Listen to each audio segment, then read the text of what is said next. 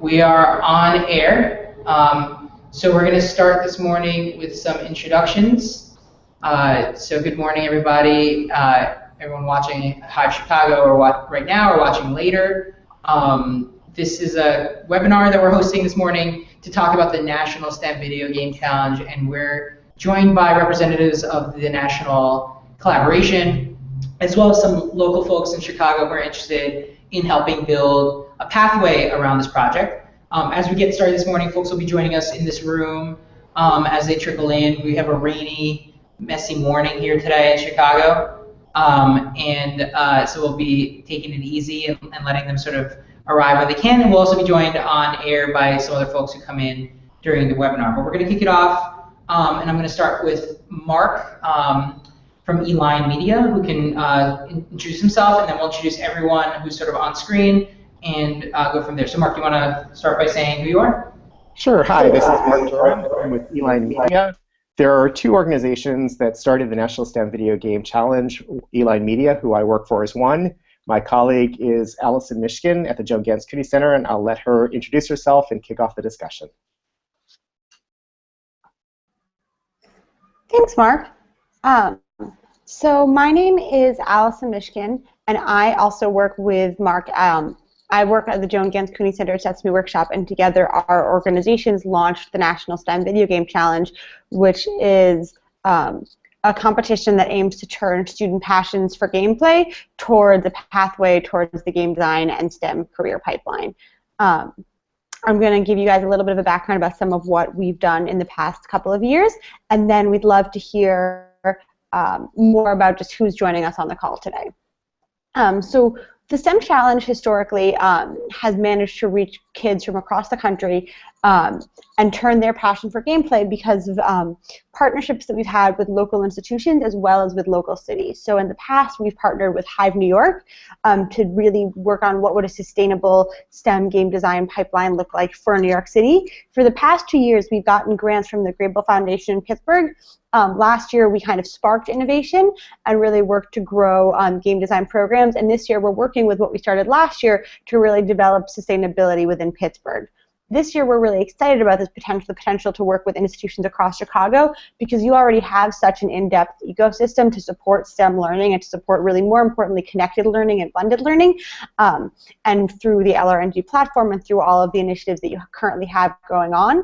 And so we're really looking to kind of explore what would supporting the Hive portfolio look like, what would supporting efforts in Chicago look like. We're also beginning to partner with LRNG so that we can also think about developing sustainability as we move forward in this cycle and then look to future cycles of the STEM Challenge and try to bring some of the work that we've done in other cities and in institutions to Chicago. Great. So what we thought we'd do this morning is first provide a high-level overview of the National STEM Video Game Challenge for those who may be coming to this very new. Allison and I will share a little bit of background on that afterwards, and we want to do that really in 5 minutes or so, and then we'll make available to you after this discussion a backgrounder which will have a lot of the information on slides, so I'll quickly walk you through so you know what resources are available to you after the discussion ends, and then we really want to open it up to ways that we might be able to collaborate locally in the months ahead. So with the National STEM Video Game Challenge, it is now entering its 5th cycle. It was introduced at the White House as part of President Obama's Educate to Innovate campaign, which is really designed to get students more interested in science, technology, engineering, and math STEM careers. For us, we recognize that students have a passion for playing video games, and we wanted to shift that passion for playing video games into a passion for making and designing video games. So quite simply, the Video Game Challenge is for students in middle and high school. They can enter either as individuals or they can enter as teams with up to 4 members. They have the choice to either create original playable video games on multiple platforms such as Scratch, GameStar Mechanic, Unity, or for those students that may not have access to the technology or who may lack the skills, we have a special category for them, which is really just the creation of a game design document for them to create and document their ideas. This year, through our sponsorship with National Geographic, there is another opportunity for those students who create games that focus on what inspires them to explore. There's the category for them to be able to compete, and they can win in that as well. So We've had sponsorships for over the years from many different organizations. The Entertainment Software Association, ESA, has been a sponsor. They recognize this is an opportunity to develop the talent pipeline. They want to get students more interested in considering college and career pathways that leads to careers in the game design industry. We also have had sponsorship from the Institute in Museum and Library Services, which is really designed to get more students to recognize that there are lots of resources that are available to them locally in the community, whether they're at libraries and museums, and they sponsor opportunities for us to be able to provide workshops. Allison, do you want to speak to a little bit about the workshop experience that we have for both students, educators, and mentors, and in some cases, families as well? Sure. And do you want to do a screen share of the slides? Sure. I thought let's talk through the experience, and then I'll quickly walk through the slides. Okay. Perfect. So with the STEM Challenge, one of the offerings that we do is we lead 3-hour workshops for students as well as mentors, as well as blended options where we bring students and mentors together to teach them about game design principles. At the STEM Challenge, we're really focused on core ideas of systems thinking. While definitely we love game design and we think that games are a great way to get kids excited, we also recognize that games are really just one tool that we can use to get kids excited about the STEM pathway. And so we really try to focus through our workshops on what are those core skills that kids need to be successful in any STEM adventure that they choose. And one of the things that's been really exciting about that is by focusing on systems thinking in lieu of focusing on like, here are the hardcore skills that you need, we're able to teach students a lot of the core social and emotional and problem-solving competencies that they would need for success in anything they choose. And we've done a lot of documentation and evaluation of the STEM Challenge and of our results, and we found that we're able to improve students' ability to work in teams. We're able to improve students' self-efficacy, students' motivation, because they see themselves as creators rather than consumers. And so during these 3-hour workshops, and I can, if there are more questions about them, walk you more concretely through the curriculum that we use. We do a number of hands-on activities to really get kids thinking, get kids making physical games, making game design documents, modifying rock, paper, scissors, a lot of activities that get them on their feet and thinking about what it is to be a system so they can feel it, internalize it, and before creating video games. And so our approach is really to spend 2/3 of the time offline and then 1/3 of the time online to really just make sure that kids are understanding the value of that ecosystem. Great. So I see that a couple more people joined us in the room, so welcome.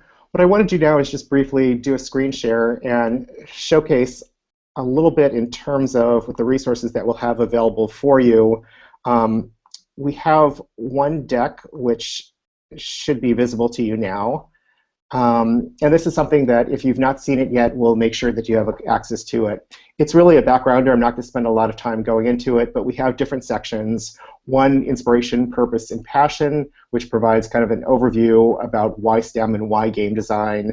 Second section goes a little bit more details about what we have available both on the website and the face-to-face experience that Allison just described. The timeline, we talk a little bit about what happened during our last cycle, 2014-15, looking at the engagement as well as some of the research results and the recognition that we had. And then really where we want to spend the bulk of our time today is looking at the collaboration opportunities. Who are our current sponsors and partners? What are our objectives, and how can we best leverage the resources that we have in Chicago to build an experience for the community? So very briefly, again, you see the inspiration, purpose, and passion. We talk a little bit about the announcement at the White House. We have our kind of the target problems that we're looking to solve. A slide on why STEM. Again, this is something that's very familiar to many of you on the call since you share the passion every day. We talk a little bit about why game design. I'm not spending time on this because, again, as I learn a little bit more about some of the resources that Robert had shared, there's a great deal of activity in Chicago. We're really looking to learn from you. And I think our approach is that we're seeing this as less of a turnkey where we come in as more of a collaboration where we want to be able to find out what you're doing. We want to be able to find opportunities to showcase what's happening locally, to collaborate and to innovate on that rather than coming in with something that's already set. So the challenge overview, on the STEM Challenge website, stemchallenge.org, there's a video. It's just over a minute I encourage you to watch. That's kind of a high-level overview of the STEM Challenge itself. The concept we just explained there. The one part that I really didn't touch much upon is the prizes for students. Once we receive these submissions, and typically we've received anywhere from 4,000 to 5,000 submissions each cycle, students have the opportunity to win a cash prize for themselves. That's been about $1,000. Also, there is a prize that students can designate to an institutional award recipient. Typically, it's a nonprofit or a school. They also have the opportunity to win a cash prize of $2,000 or $3,000 if they're a Title I school. But more importantly for the students, it's an opportunity for them to get recognition. They're looking for opportunities for thousands of people to play their games. They're looking for feedback from the game design industry and community to share with one another. Last year, through the partnership that we had in Pittsburgh, funded through the Grable Foundation, we did a regional showcase there, and we did our national award ceremony. This year, we'll be doing our national award ceremony in DC, but we're also looking to do showcases around the country, including perhaps Chicago. I mentioned the National Geo Explorer Prize. There's a separate video about that experience. Website, again, stemchallenge.org. It's got a bunch of resources that are available for you. It's the destination where you go to learn more as well as to register.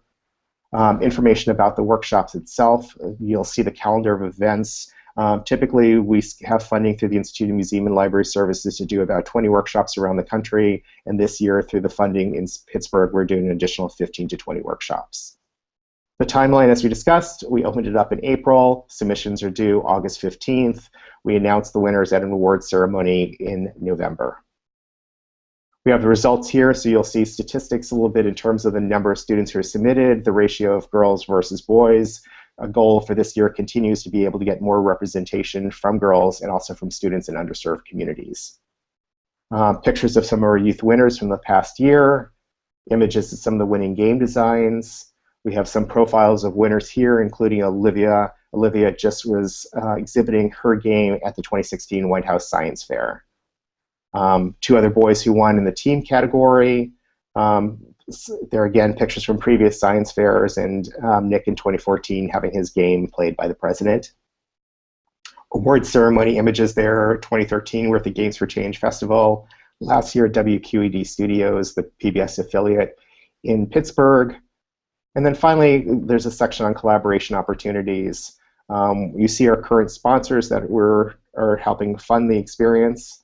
We also have a lot of national outreach partners, including Hive New York. We've been talking to the other hives in Kansas City and Chattanooga as well for partnerships that we can do locally in those communities. The objectives, which Alice and I mentioned, are located here. Typically, when we talk to partners, we talk about different ways of getting involved. In many cases, we're looking for outreach partners to spread the word. Typically, the STEM Challenge has been something that's run along the school year. This year, for the first time, we're extending into the summer months, which is providing lots of new opportunities. So realizing that there's many great summer camps going on and programs where kids are creating video games, and the word is that share the news that the games that students are creating as part of those programs may also be eligible for the STEM Challenge. So other ideas, workshops, hosting webinars, providing exports, mentors to be able to support the students, regional showcases. And finally, the slide that we want to spend the most of our time here is looking at kind of what has been proposed for Chicago, what makes most sense. We did a planning call, and right now we're targeting July 6th as a possible date for doing a STEM Challenge workshop in the morning between 9 to 12 a.m. I'll have Allison speak to a little bit what's planned for that model. And then after the workshop, we're really hoping that we can encourage trainers who are going to be there to learn to go back to their community to find ways to either replicate that experience or to incorporate some of the ideas into existing programs, and encouraging students to create games and to enter them in the STEM Challenge. August 15th is the deadline due. And then looking for regional opportunities. Is there a collaboration we can do later in this fall after the submission deadline with BitBash to showcase those ideas and to celebrate the games that are being created locally? And then in November, we have the STEM Challenge National Award Ceremony. So we didn't really want to make this too much speaking at you. Allison, maybe you can just share briefly what we're thinking about the workshop experience on July 6th, and then we can open it up for questions and ideas. Sounds great. Thanks, Mark, for that overview. So on July 6th, we were going to do a hybrid blended use and train the trainer game design model, and there we do sort of a wraparound model. And so we'll have the mentors from different organizations in Chicago or potentially teachers come and come for the first hour before the workshop, and there we can answer questions. We walk them through what the curriculum is going to be. We emphasize the importance of that game design pipeline, and we really talk about ways that they can get involved in the workshop. And then we train them into live facilitation of the workshop that we're doing. And then we have a student traditional workshop that we've been doing at sites across the country, which is a 3-hour experience, as I mentioned, very much offline. And we let the mentors observe. They have some opportunities for live facilitation, and it's really just a chance for students also to get more feedback on their ideas. And then at the end, the mentors stay for about half an hour to an hour afterwards to really unpack that learning. And there we'll have a discussion with them of what surprised you about the activities. How might you see yourself using these activities in your classroom? How might you see yourself using some of the games that you created in your classroom? And it's a great way to make sure that not only do they get the ability to see how excited kids got, but they also feel that they have the resources and the capabilities to bring it back to the programs that they support. And so that's our goal for the hybrid model. Additionally, we thought that we would want to make this very collaborative, so we would work with the trainers in advance to showcase some of the innovations and programs that are currently happening as a way to be able to introduce those to some of the mentors who are present, so that they may decide to incorporate some of those approaches locally as well. So at this point, let me pause for questions, and certainly, Robert, feel free to jump in if you want to also talk a little bit more about Hive and what Hive is thinking about for Chicago. Yeah, thanks so much, Mark and Allison, for sharing a lot of information. The slides that you provided, that you kind of ran through quickly here, we'll provide for anyone watching who's interested after the call. Just shoot me an email, or we'll post them to Slack, the Hive Chicago Slack group, and we'll make those available. And I'll try to post it to the event page for this webinar. So we spent a few minutes getting to know you, Mark and Allison, so I just wanted to say hi to everybody else who's on this call, and I realized I never said who I was, so I think now's a good moment to transition, like you said, from hearing a brief overview, and that was a really strong overview of all the things that you guys do and how you see it materializing here, and into sort of other folks in the room. So let me start by introducing myself, and then I'm going to go around and ask other people who are here in the room today and on the call to say who they are and where they're from. My name is Robert Friedman. I'm the portfolio strategist for Hive Chicago. You can reach me at robert@mozillafoundation.org for any follow-up questions about this, but not everyone else has to share their email address.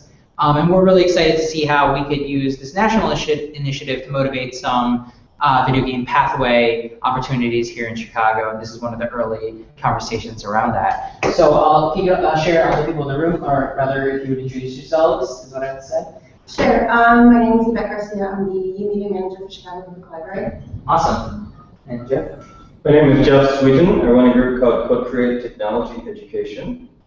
And I would just say we are also presenting at the Stretch Conference in August. That may be a great opportunity to spread this word. I don't remember the timeline. You showed it very briefly.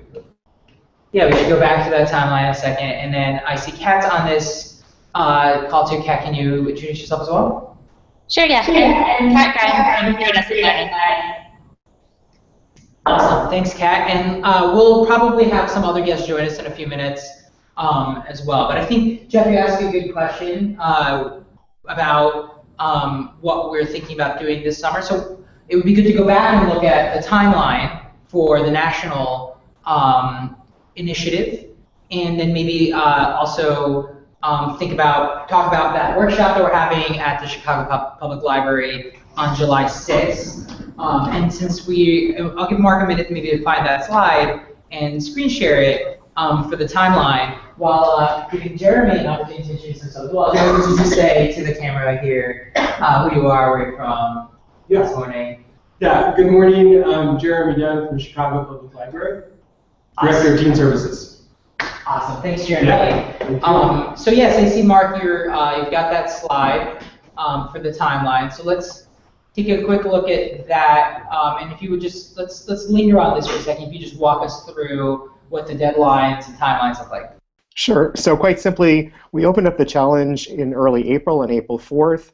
Once we open up, students have the opportunity to create games and submit at any time. With the workshops that are supported through the Institute of Museum and Library Services, we are currently in our workshop season. We do a lot of those really in the months of May, June, and July. All games need to be submitted on August 15th. Because of that, and we want to make sure that students have some time, at least 2 weeks, to finish their games after the workshop experience. We're trying to finish up the workshops by the end of July. Once submissions are closed on August 15th, we go through our screening and our judging processes, and then we have to go through the process of verifying winners. And then once we get into the fall with October, we can do showcases. We might be able to do it in August, and then we announce the winners. This year will be on November 14th in Washington, D.C. That's the timeline. What we're also hoping to do beyond the workshop experience is really looking for ways to be able to support the students. We've learned that it takes a lot of heavy lifting to just go from one workshop to helping a student to successfully submit a game that's eligible for the STEM challenge. So we're also looking for ways to connect various opportunities in the community so that potentially the students might attend a workshop at a library or a museum, and then they have the opportunity to potentially go to another place where there could be an opportunity for play testing, to get feedback on their game, to have access from a mentor who can come from the International Game Development Association, and to learn a little bit more about that. So I think that's really, we're really curious to find out what are some of the opportunities with BitBash in particular. Could that find a way for us to be able to showcase games, provide some programming around that? Curious to get kind of your thoughts from other individuals on the call. Sure, and so what we're talking about right now is the sort of things. Are you muted, Rob? I'm not muted anymore. The sort of minimum things that we're talking about right now are spreading the word about this challenge opportunity and the benefits it offers young people who participate, national recognition, cash prizes, whatever. That's a great place to land some of their work from the summer, especially in programs that are already doing game design as part of their curriculum. A workshop at the Chicago Public Library on July 6th to support educators who may be interested in participating in this work but are new to it, and maybe some young people as well. And then you keep mentioning BitBash, Mark, and so let me say just a quick, well, actually, Kat, can I put you on the spot to say a word about what BitBash is and how that could be another opportunity to line up in this pathway for educators and students? Sure. So BitBash is, let's see, I think I have the tagline for it sitting somewhere. All right, maybe not. But it's Chicago's independent game festival. It's been around since 2014. They do a big event in usually the end of August or early September. I think they actually have the date as August 13th this year, so it's a little early. They also do smaller events throughout the year, showcasing games from local game makers and like people across the country and across the world. So we've had the last, I think at the last two BitBashes, Hive's had a table, and we've had some organizations that create games or do game making with youth have demos at the event. So we've been thinking about ways that we could incorporate student games in some way, and even if, I don't know, I'm starting to think about the timeline, and maybe even if it's not showcasing winners, it could be showcasing like things in progress, or I think there's lots of opportunities for ways to work it in.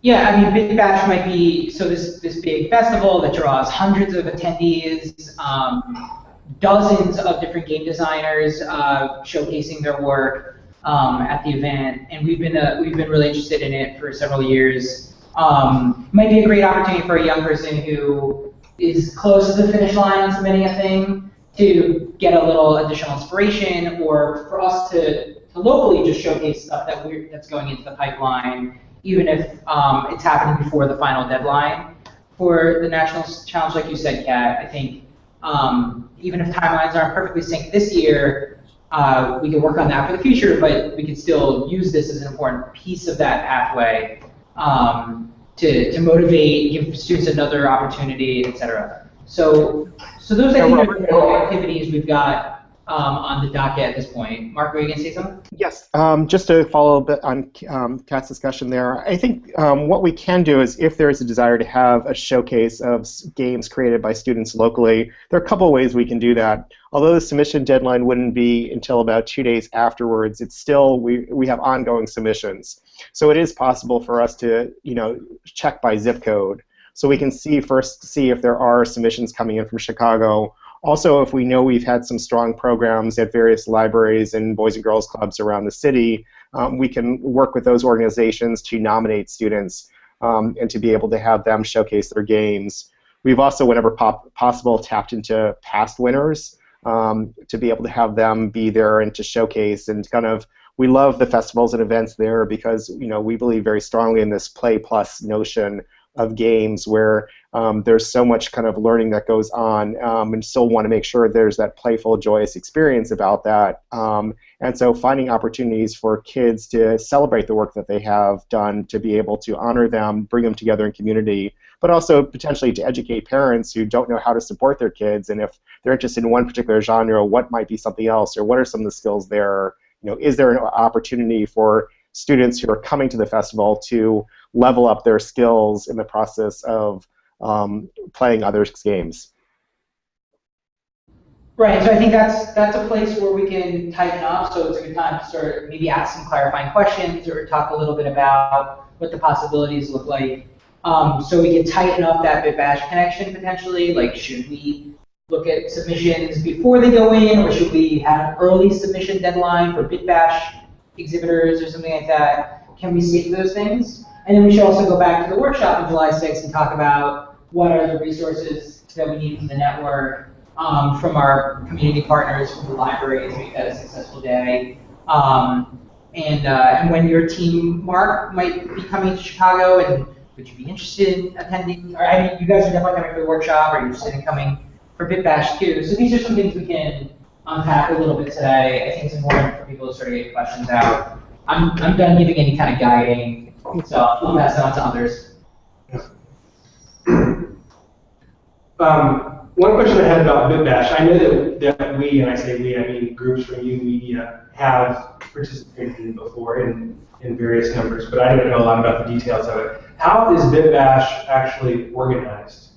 In terms of if we wanted to add, I think it sounds like one idea here is to add a component to it that would create a kind of a low barrier access point for teens who are just starting to learn video game design maybe, and there would be a reason for them to go to BitBash other than showcasing finished work, right? So what is that? Yeah, no, Ashley, you've been there, and Kat, you've been involved as a volunteer and an organizer. Bryce might be joining us too, but I don't see him just yet. So, Ashley, you want to talk a little bit about even if we don't do anything, the experience for young people? Yeah. So, BitBash has a bunch of independent games, and independent games are really very different from the commercial games that they play at U-Media. And it really just challenges their understanding of what a video game is. And so I found it really meaningful for me when I was trying to run workshops at U-Media. I was trying to get kids to make games, and I'm like, oh no, I can't make Mortal Kombat, or I can't make games like Injustice. I'm not really interested in that. And so when I did take them to BitBash and I did play butt sniffing pugs and all these other weird, cool butt sniffing pugs. A game where you're a little pug. My preschool was yeah. Oh, really? just based on the name.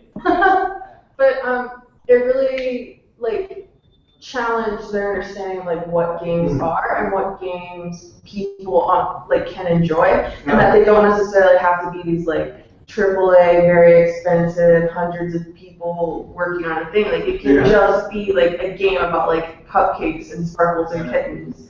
And it really amped them up to make their own. Yeah, so if nothing else, just that it's in and of itself in terms of who's there and what's happening is a great angle for exposure to a different sort of video game industry Right. than they're probably familiar with. Right. And we need people who are making them. That's right. Yeah. And I'll let Kat jump in too, but I was going to say that, so that's the base level experience, if you just attend the event, right? So even if we if we in this process cross-promote that event with this other activity and have attendance boosted, and Hive has sponsored attendance in the past. So we've given some sponsorship to BitBash in order to provide free entry for educators or discounts or depending on the year, and shaking out in different ways. But maybe there are other opportunities. Kat, do you want to talk a little bit about how flexible, inflexible, or anything in your mind that you think might be a cool opportunity? Yeah. Can you mute, Robert? Yeah. Loud and clear. Oh, but I'll mute. Yes, sorry. I thought you said, can you hear? I can hear. Thanks.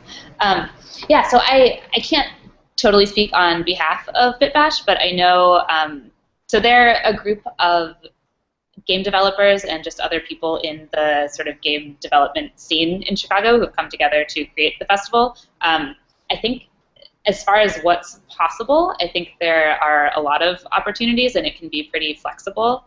I think they have a venue set up, but I doubt that all of the sort of pieces of what's going to happen where have been set up yet. So if there are thoughts about what we'd like to incorporate, whether it's a showcase or it sounded like maybe there's some interest in something more like workshop oriented where kids could be involved in actually doing something at the event, I think those are definitely possibilities.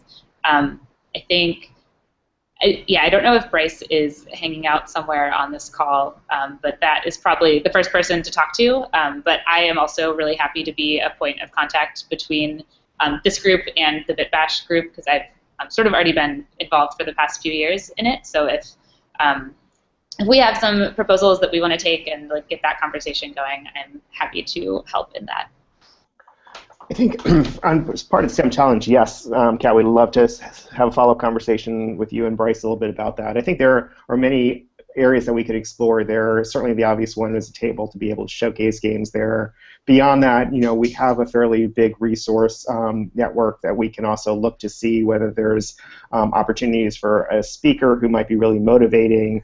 Certainly we can do a kind of mini game workshops. We've done kind of big workshops, but also smaller kind of tabletop learning opportunities which are more informal for the person who may be casually walking by, to education. So I think definitely love to follow up a little bit more about that opportunity.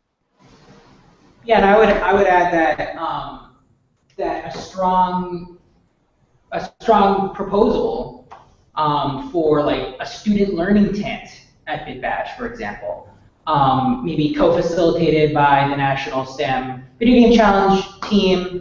For example, just going down as an example, could also gain some support from local interests. So whether through our partners at the Chicago Community Trust or through Hive sponsorship this year or other potential opportunities. It's worth thinking about our dream proposal. What would be really cool? Imagine we have these 10 kids and blah blah blah and educators at BitBash. But it could also be something lower bar, an easier entry point. We've had tables in the past, like a Hive table, where we've had, say, Iridescent or Game Changer Chicago come out and demo their games. It would be much cooler to turn that over to young people, right? So if there are young people who've been working on games, Jeff, you have in the past had really cool makey sort of activities and Scratch with kids, and some of your kids may have gone on to develop more sophisticated versions of those, but then we don't see them. This could be a great opportunity to bring that, even at that level, right? Even if the game is hit buttons on a cardboard guitar and have that activate an animation, that's a game. It's a certain level of game, but if we're going to allocate space at this event through Hive sponsorship or through some other mechanism for young people, that's totally valid and something we should showcase if we can at this event. We've also had a few, not a lot, but a few kids sort of, still really very much an independent mode, but gone further with the more of a traditional kind of game controller and characters moving back and forth and levels. Yeah, and I know that the game challenge has a pretty open definition of what game is through these different platforms, GameStar Mechanic or Scratch or whatever. Yeah, definitely. Our definition of games is very broad. And when we do our kind of game design workshop, we really open that up to traditional games, board games. When we talk about the elements of game design, the components, the mechanics, it cuts across, and we use kind of sports as a metaphor a lot. I love the idea of trying to go deeper into the student learning intent and thinking a little bit about that experience. If we look at a lot of the maker fairs, I think some of the best experiences for kids is that if they see something kind of big and they can find a way to connect it to them and have that experience. And I think tapping into a little bit of something like Ashley had said, in particular, children are interested in play video games, but they have very little knowledge about what it takes to create that. And they're always aware of what are some of the budgets for AAA games and how can they get started. So I think finding ways, kind of those gateway experiences, to encourage students to connect what they're doing and how that can help move them down that pathway is really important. I agree with Mark. We've done some really exciting things and are experimenting more with what does almost a student learning tent look like. So tonight we'll be exhibiting at kind of having a mini booth where kids can both see some of the games that are created and also get experience just making their own games. And we'll be exhibiting something similar again at the Capitol Hill Maker Fair in about 2 weeks. And what these are great ways, like Mark said, are to show kids and really help kids realize that there's a space for them in game design. Even if you just want to put some wiki sticks together and call it a game, that is a game. But if you want to use kind of a drag and drop coding language like Scratch, like GameStar Mechanics, that also is to create a game. And we can also showcase some of the more advanced games that students have made on their own. But in general, I think that the idea of showing kids the diversity into game design is something that's really powerful, because also when you think of their families there, it just turns into this really great, almost family game experience. Last year in Pittsburgh, we led a family game day at WQED Studios, which is the old Fred Rogers Studios. And there was really exciting. We brought families together to play games, but we also had a winner from Pittsburgh whose mom came up to us afterwards and was like, is he actually good at this? And we were like, yeah, no, he's really talented, he's really involved. And the mom had a really great conversation with his librarian, where this mom had never realized that her kid had this talent for creating, was actually an opportunity within game design for a career, for something she had this great experience where she learned so much about her child just from having a conversation with the librarian and then playing some games with him. And so I think the idea of kind of just opening up this game design experience to as many people as possible can really be transformative in a variety of different ways. I think the interesting sorry, Mark, I wanted to just because I know we can come back to your thought. I just had Bryce join us. He's actually a rep from BitBash, and if you can't tell from his T-shirt, so I just want to give him a chance to say hi, introduce himself, and then we can continue with your thought. Hey. Okay, cool. Hey, yeah, I'm. Oh, hold on a second. I think that's me. I'm Bryce. I'm the logistics coordinator from BitBash. We have been doing this for about 3 years now, but basically my involvement is managing a lot of the logistical stuff, so taking care of venue and coordinating with event partners that provide equipment and whatnot, and doing rentals and volunteers and all that great stuff. But yeah, I'm an educational designer around Chicago too, and work with a couple of museums. So when I heard about this project, I thought that was pretty rad. In terms of everything you're talking about, let's see. For this year, our event's on August 13th. It's at the Revel Fulton Market space, which is in the West Loop. It's about 30,000 square feet. The main difference from how BitBash has been for the last couple of years is it's A, an actual event space, and B, we have a little less in terms of outdoor space. There's a parking lot space, but it's a good deal smaller than what we were able to have at BitBash before, just because now we have to pay for a venue. But yeah, I think that's all I have in terms of stuff. But yeah, we're really excited about it and happy to be doing something cool. Great. Thanks, Bryce. And just you're not talking. Just to make a little clearer point you made. In the past, the event's been at the Threadless headquarters, which is a big factory sort of warehouse situation where they make and store shirts, which is an awesome venue. But it sounds like this year is going to be in a cool space too, so that's great. And yeah, we were just, and I want to transition to Mark's closing thought or final thought on, I think, the last bit of the conversation we had around just dreaming for Big Bash.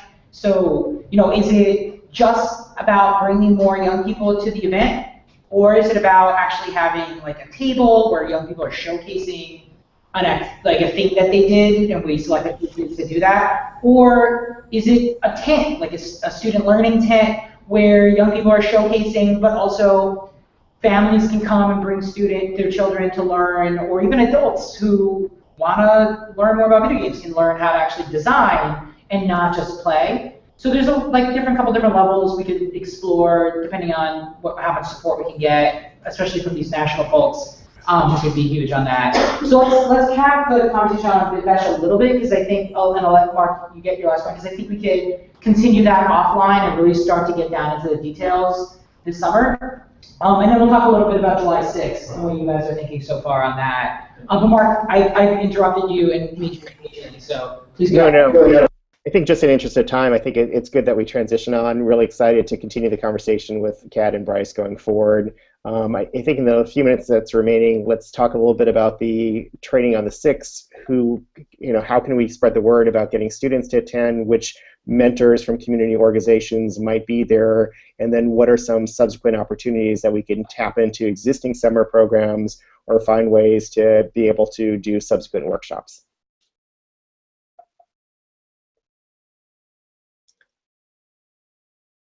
That sounds good. Do you want to leave with what the library is thinking about? Yeah, so as you know, the library is bringing to this workshop the place, the date, and the time.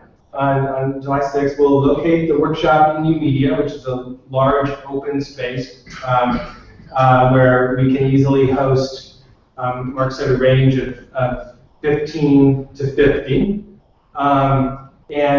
I think the main thing to strategize on here is how we recruit, because I would like to do some really kind of intentional recruiting in terms of specific organizations that we really want to encourage, that we think are kind of well positioned already to be interested. We'll definitely promote it as we would any type of event where there's a registration required, through our normal channels with Chicago Public Library. But I think, especially with an event where we want mentors and young people to be there together, we're looking for organizations that can bring both. Right? Yeah. Bring both the mentor. The library could do some of that for sure. We'll definitely have some mentors with teams there. I think we'll be successful recruiting that. But we would really want to. I think it will be a stronger plan if we have several organizations we're targeting. So it's July 6th. That's a Thursday. What day is that? Wednesday or Thursday? Wednesday or Thursday. You have the time for? Yeah, it's from the program's from 9 to 12. Although Marcus has mentioned that we would want mentors, if possible, to be there a little earlier. Now that would be kind of based on how the teams who are coming, how they're getting there, if they're coming with their organization or if they're coming on their own. But anyway, roughly the program would run from 9 to 12 or 9 to 1? How many hours? Basically, the student experience typically runs about 2.5 to 3 hours. However, during the initial planning discussion, what I was really excited about was making sure that we showcase what else is being done around the city and giving some time to local mentors to do that. So I think the student experience we should plan on for 3 hours, and then doing a wraparound where we spend some time both before and after talking about the mentors specifically. And so we're talking about something like a 9 to 12, or we could flex a little bit, experience for young people to do some light game design, or advanced if they're advanced, but to do some, what I'm trying to say is a short duration game design experience, or maybe a couple different platforms are available for kids to experiment. Right. So it's kind of a game design 101 experience there, where they're spending about 2/3 of their time away from the computers and 1/3 on time, giving both kind of the analog and digital experience there. And we can customize it a little bit there, depending upon who we want to reach. A few kind of best practices that we've experienced from the field, just working with a lot of museums and libraries. In terms of marketing and recruitment, certainly we can, as a National STEM Challenge, provide some marketing templates and language. I sent some to Jeremy a few hours ago on that. We can also provide some other, we've got some marketing collaterals, banners, flyers, and whatnot to help kind of spread the word there. We put the events on our National STEM Challenge website calendars. We promote through social media with STEM Challenge, CUNY Center, Eline Media. Quite frankly, at the national level, it doesn't drive a lot of audiences there. It's more the local efforts. In those cases where libraries have existing relationships with schools or community organizations, especially before the school year ends, to be able to spread that word, that's usually kind of the best way of making sure that we get people there. Ideally, yeah, I think we'll be able to, as a local community, drive attendance, and we can be very thoughtful and selective about that. Appreciate the support that you all can provide with language and details on what we could expect to happen there, but we could drive that. Yeah, Mark and Allison went into some detail about the structure of the workshop when we talked last week, and we're really excited about it because it really is an approach to game design really without technology at the forefront in terms of the learning side, and I think that's really great too because it allows us to to kind of market it at least in a word of mouth way about how low barrier it is for any mentor and their youth who are interested in it. Right, and so just one word on audience, or a question about audience. The real audience for this event are young learners and educators interested in becoming game design educators, right? Like, educators want to learn more about game design. Well, and I actually have go ahead, Allison. Oh, sorry, I was just going to say what's really exciting about our approach, even though it is a game design 101 experience, and obviously the core attendees are typically people who might not have experience or might be educators who have no experience, because our approach is much about kind of giving you the really core building blocks that you need to be a game designer. We've had students attend who might have already created a phenomenal game, but they've never stopped to think about, like, wait, but what makes my game fun?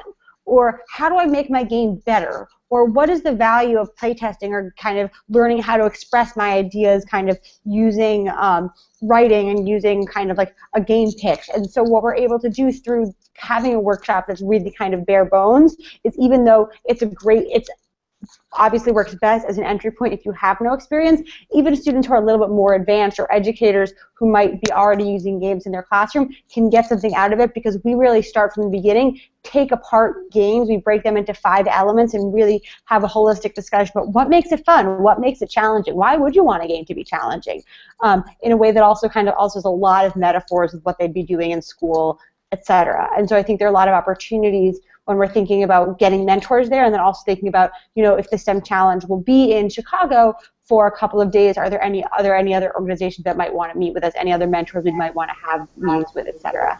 Great, so it sounds like game design 101, but for really anyone at any stage of their game design level, like any stage of game design, because there's always something new to learn about how you approach the design of a quality game. Right. Yeah. Yeah, just one key point there for us, it's very important in terms of our sponsors as well, is we believe that there are many different gateway opportunities and many different interests that drive students in. Oftentimes people are thinking that game design is computer science, and we believe that that's a key part of it, but we also want to tap into those students who are really excited about graphic design and art and music, because there's an opportunity for them to explore those interests, and there's a possible career pathway there. So we are looking for middle and high school kids. We can accommodate learners of multiple ages in the same group. It's a differentiated experience from kids who are programming immunity show up, as well as kids who have no experience whatsoever.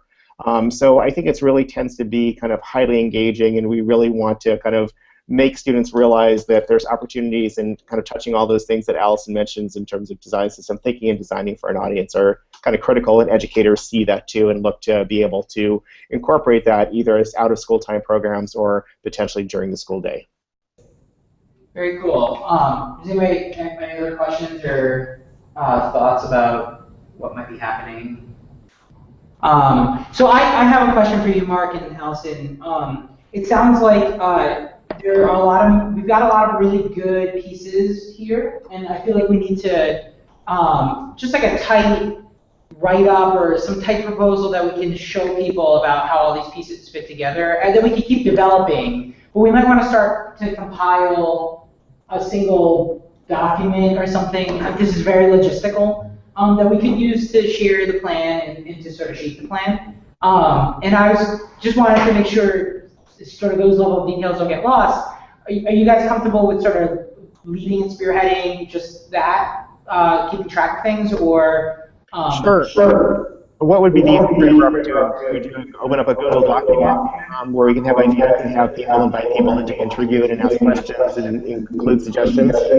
Exactly, and then we can plug Hive staff into that, library staff into that, the Big Batch folks into it, and we can also use it to say, send to partners in the city who might be able to contribute resources to this as we start to develop it. Just a place where people can find all the information later. So we don't have that link available for people who are watching right now. But we will, going forward, figure that out and distribute it to people who need to know. Great. So Robert, if you could just help us in terms of making the background available for those people who may have not been part of the call, or because I know I went through that pretty quickly. And if you could just give guidance in terms of where to docs so people have access, I can get that set up in the next few days. Okay, cool. So I'll connect with you offline about that. I just wanted to cap it with we'll create something where people can find more information. So it sounds like we're in pretty good shape around y'all coming to visit in July 6th for a morning workshop at the library to help introduce interested and maybe even experienced game designers, youth and adult practitioners, educators. We're talking about really anyone who wants to teach game design can join this event. So teachers, classroom teachers, or school-time educators. And then coordinating with BitBash to land something at the event on August 13th, which is 3 days before the submission deadline of August 16th for the National Challenge. We'll have to scope that a little bit, and Bryce is excited about working on that, and Kat can support as well, lightly to help sort of shape our communities, and the BitBash community into joint effort. And then the submission deadline for the challenge is the 16th of August. There are a variety of different submission channels, so different platforms that students can submit from, and then some open-ended submission categories as well, so multiple categories to accept submissions. And then showcases that begin in November, correct? That's when winners are selected. Yeah, just clarify the submission deadline is August 15th, just the day before that. And the award ceremony will be on the 14th. Awesome. So August 15th is the submission deadline. Award ceremony in November, what was that? November 14th. 14th. So we've got quite a bit of time ahead of us to get this going, and I think this initial pathway that we've sort of started to talk about and cobble together is a really great foundation for next year or the years beyond to keep sort of some momentum around this going. I think it's a great flagship pathway. We have some conversation to do locally about who we recruit for this event. I think we know some of those folks already, so we'll work on that. And yeah, I think at 10 o'clock it's 10 o'clock now, so if there's no other questions or comments, we'll shut this down. Great. We have the National Game Challenge, and we appreciate, Robert, you're setting this up and working with the Hive Network and CPL and the other partners. Awesome. We're really excited about it.